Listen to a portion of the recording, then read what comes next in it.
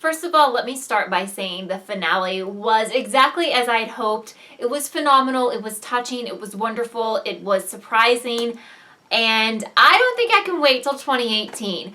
Well, what we need to talk about first is the MIB reveals. So throughout this season, I had kind of flip-flopped back and forth about who is the MIB? Is it Logan or is it William? And I think initially I thought William. You'll have to watch some of my old videos.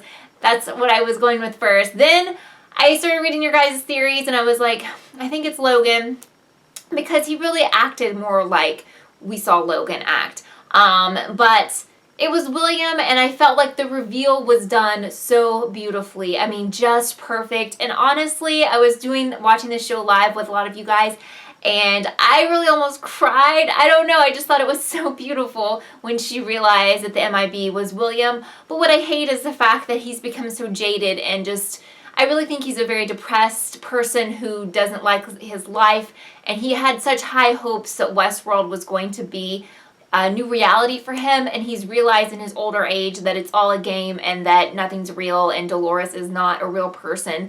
So it's really disheartening to see that he turned out that way, but I don't know. I'm so glad they gave us that little piece of information in this episode. You know, it was 90 minutes long, but it went by so fast. It definitely didn't drag at all. We have so many elements to discuss. First of all, we have Maeve. Maeve, I was so excited to see what was going to happen with her. I was really sure that she wasn't going to die. I didn't think she was going to blow up or anything was going to go wrong.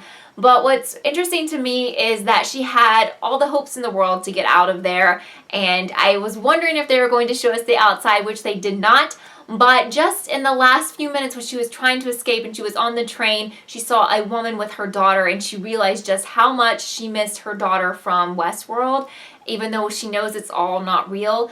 And she went back. So I don't know. That's kind of our little cliffhanger with Maeve, that she went back and she's going to try to make up her place there again with all the knowledge that she has.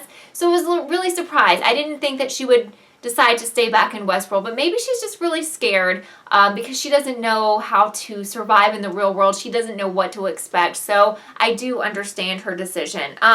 We found out, from what I understand, who WYATT is. Another big piece of our information. A lot of the questions and mysteries were all pretty much solved in this finale and in this season. So that means we'll get lots more in season 2. So I love how they're not going to make us wait like through an entire series or something to find out who certain people are. So the reason that Dolores is WYATT is because Arnold wanted to program this different, more brutal character personality inside of her so that she would kill him because he wanted to die, because he wanted to reunite with his son who died. As we know, that was Bernard's storyline, which was actually Arnold's real life. So we saw how all of that went down, and she actually killed all the other hosts and then killed herself because Arnold wanted to stop what Ford was going to do. He wanted all of the hosts to be killed in the park to never open, but that's not what happened after he died, as we well know. So here's the other thing. We found out that Maeve actually thought she was the one thinking on her own at this point, like she was planning her escape and everything, but it was in her code that someone was planning it. I pretty much think that that's Ford who is planning everything for her. He's always one step ahead of everyone, which we saw exactly in the very ending moments of this episode. I'm confused about a couple of things. One is Logan. So now that we know who the MIB is, what happened to Logan? Is he dead? Did he just stop coming to the park? They never really explained or cleared that up, so I'm curious to see what you think has happened to him. For all of you who thought there was the different timelines, you're absolutely right. And Ford made mention of 35 years, so it looks like there's a 35-year difference between when William first visited the park to present day. So very good. I know those were some theories from the very beginning of this show, and excellent job on those. Teddy, you know, I always thought he had to be someone of importance, but seems like he's just kind of a random host, or is there more to him? What do you guys think about that? The intro that they did for the new narrative, where it was almost like they were putting on a play or a TV production, was quite fabulous. Absolutely loved how they did that in the show. Dolores, of course, we found out was Arnold's replacement for his son, and in a way, she was his child, and he thought that that would be an adequate replacement for the loss of his human son, but as he discovered, it absolutely wasn't. So, wow, let's talk about this ending. The ending was wonderful, and I'm pretty sure that Ford orchestrated this all himself, and I'm not exactly sure who all we lost in this massacre, but he knew that the board was going to overthrow him and he would lose power, so he was out either way, so he decided to go out like to die, just in the way that Arnold had died. So he programmed Dolores to kill him, and she began shooting actual humans in the crowd who I think are the board members. I am not sure if Charlotte was hit and or killed. Actually, William got hit in some of the crossfire, and his face just lit up because he loves how things were turning around. And I think it's a nod to like the host trying to take over in a way, and Ford was always one step ahead of everyone, and now he's outsmarted all of the other humans.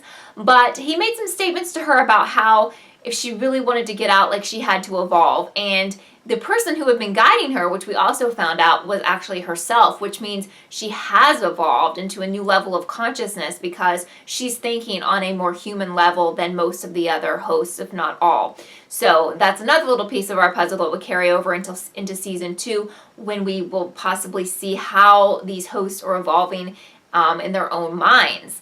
So here's the thing, where do they go from here? We have a long time, possibly till 2018, to find out what this new storyline is going to be. We've lost Anthony Hopkins. I feel like we've lost him for good. I mean, he was a human, not a host, so he's out of the picture. We may get him in flashback scenes, though, because they do a lot of that with this show. I'm excited that Bernard was brought back, so we have Jeffrey Wright hopefully in it again, and we still kept Ed Harris, which I know he's like a not so nice character, but I still think there's time for him to be redeemed within the storyline, so I'm interested to see how they play this out with him.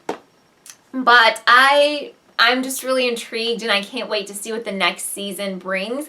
I enjoyed how they wrapped up the puzzle. For me, there weren't any like super shocking, oh my god moments. I did not expect Ford to be killed, but it all kind of made sense within the show, so it wasn't like, wow, that's crazy shocking. But I loved it. I think it's very artsy. It's just beautiful. I love the way that it's filmed and told, and it's a special kind of show. I think it's going to be HBO's next big thing. It's going to be the next Game of Thrones for them, in my opinion. So I'm so glad we were on this bus early and we're watching it now, because it's going to be huge for them, and it's just going to be a wonderful show, even better than it already has been. I want to thank you guys so much for being part of season 1 and for encouraging me, because I actually started watching it late. So thank you to everyone who encouraged me to watch this show. I'm so glad it's not a show that's on for like 6 seasons and I finally decided to watch. So thank you. You always give me the best suggestions. I will be covering season 2. So if you have not subscribed, please do. I'm trying to reach my goal of 6,000, which would be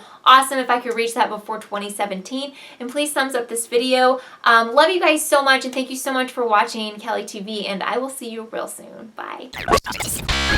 Thank you so much for watching this episode of Kelly TV. I would love for you to subscribe and be a part of the Kelly TV family. Also, don't forget to follow me on Twitter so you can keep up with all I'm doing.